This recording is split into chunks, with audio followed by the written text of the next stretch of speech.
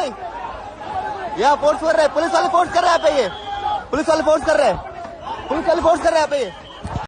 Why you are not letting my phone to be taken up? You understand, sir? Article 32 as a free individual. पहले आप ही सुनिए। एक परिवार, दो पीढ़ियां, दो भूख हड़ताल और दो प्रधानमंत्री। करीब 6 दशक पहले वांगचुक परिवार का एक सदस्य अपने मांगों को लेकर भूख हड़ताल पर बैठा था। उस समय प्रधानमंत्री इंदिरा गांधी ने बातचीत का रास्ता चुना और आश्वासन देकर उनका अनशन खत्म कराया।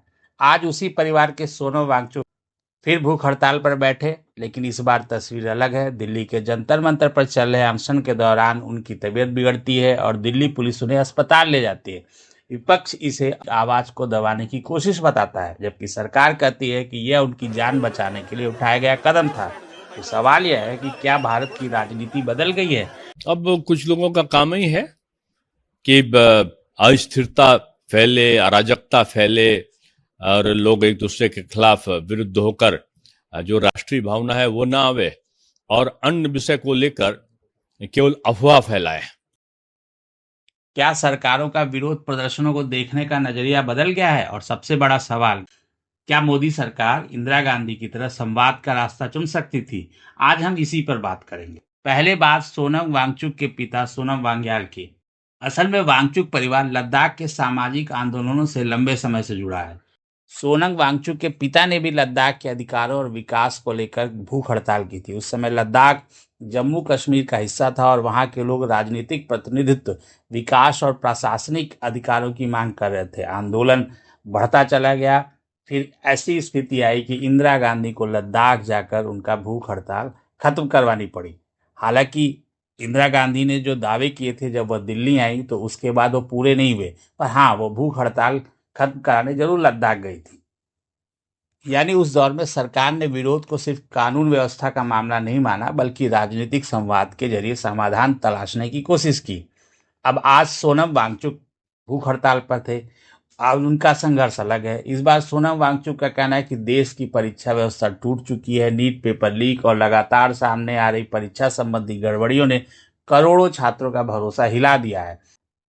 उनकी मांग सिर्फ एक मंत्री के इस्तीफे तक सीमित नहीं है। वह न केवल धर्मेंद्र प्रधान का इस्तीफा मांग रहे हैं, बल्कि एनटीए को भंग करने की बात कर रहे हैं। संसद के कानून के तहत राष्ट्रीय परीक्षण आयोग बनाने की बात कर रहे हैं। सभी परीक्षा एजेंसियों को कैग ऑडिट के दायरे में लाने की बात कर रहे हैं। प्रभावित छात्रों के राइट्स चार्टर और वेलफेयर फंड बनाने की बात कर रहे हैं। पेपर लीक पर संसद में एक व्हाइट पेपर लाने की भी डिमांड कर रहे हैं और डॉक्टर राधाकृष्णन समिति की सिफारिशों को पूरी तरह लागू करने की भी मांग कर रहे हैं।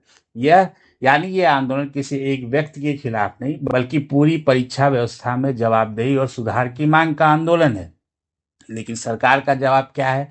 पिछले साल सोनम वांगचुक लद्दाख के लिए राज्य का दर्जा और 6ठी अनुसूची की मांग को लेकर आंदोलन कर रहे थे। उस दौरान हिंसा हुई, उन्हें गिरफ्तार किया गया। एनएसए के तहत उन्हें 170 दिन तक हिरासत में रखा गया। बाद में सरकार ने एनएसए पर से हटाया और वह जेल से बाहर आए।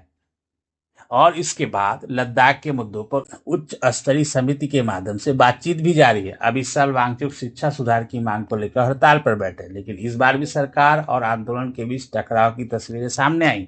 जब उनकी तबीयत बिगड़ी तो दिल्ली पुलिस उन्हें अस्पताल ले गई, वहां भी अगर हम देखें तो उनके परिवार को बहुत ज्यादा सहूलियतें नहीं मिल रही हैं। अब सवाल है कि मोदी और इंदिरा की तुलना करना सही है? एक तरफ इंदिरा गांधी का दौर था, एक तरफ आज का दौर है। इंदिरा गांधी के दौर में सोनम वांगचुक के पिता का आंदोलन एक क्षेत्रीय आंदोलन था, सरकार ने बातचीत का रास्ता चुना। दूसरी तरफ आज का दौर है जब मांग पूरे देश की परीक्षा प्रणाली में बड़े संस्थागत बदलाव से जुड़ी है।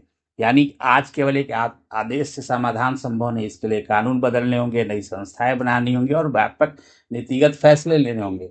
लेकिन क्या परिस्थितियां अलग होने का मतलब यह भी है कि संवाद की जरूरत खत्म हो जाती है? यही सवाल विपक्ष पूछ रहा है।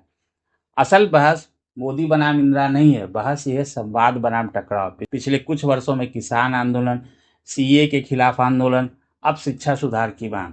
हर बार विपक्ष ने सरकार पर यही आरोप लगाया कि बातचीत देर से शुरू होती है। सरकार का तर्क है कानून व्यवस्था बनाए रखना और संस्थागत प्रक्रिया का पालन कराना उसकी जिम्मेदारी है। लेकिन लोकतंत्र की खूबसूरती सिर्फ चुनाव जीतने में नहीं होती, लोकतंत्र की असली ताकत असहमति को सुनने में होती है। सरकारें मजबूत तब नहीं होती जब वे हर विरोध को हरा दें, सरकारें मजबूत तब होती हैं जब वे विरोध करने वालों से भी बात करने का साहस रखें।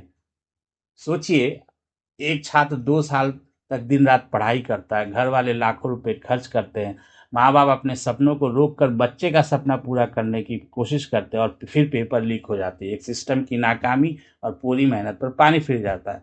यह सिर्फ परीक्षा का सवाल नहीं, यह भरोसे का सवाल है। सोनम वांगचुक इसी भरोसे को बचाने की बात कर रहे हैं और शायद इसीलिए उनकी भूख हड़ताल लाखों युवाओं के दिलों तक पहुंची है। इंदिरा गांधी का तरीका सही था या मोदी सरकार का, इसका फैसला इतिहास करेगा, लेकिन लोकतंत्र का एक सिद्धांत हमेशा रहेगा, संवाद कभी भी सरकार की कमजोरी नहीं होता। संवाद लोकतंत्र की सबसे बड़ी ताकत होता है। अब आप हमें राय दें, क्या सरकार को सोनम वांगचुक से तत्काल बातचीत करनी चाहिए थी या स्वास्थ्य और कानून व्यवस्था को देखते हुए जो कदम उठाया गया वही सही था? कमेंट में अपनी राय जरूर रखें। उम्मीद है आपको हमारा वीडियो पसंद आया होगा। हमारे चैनल को लाइक करें, शेयर करें और देखते रहें इंडिया अड्डा।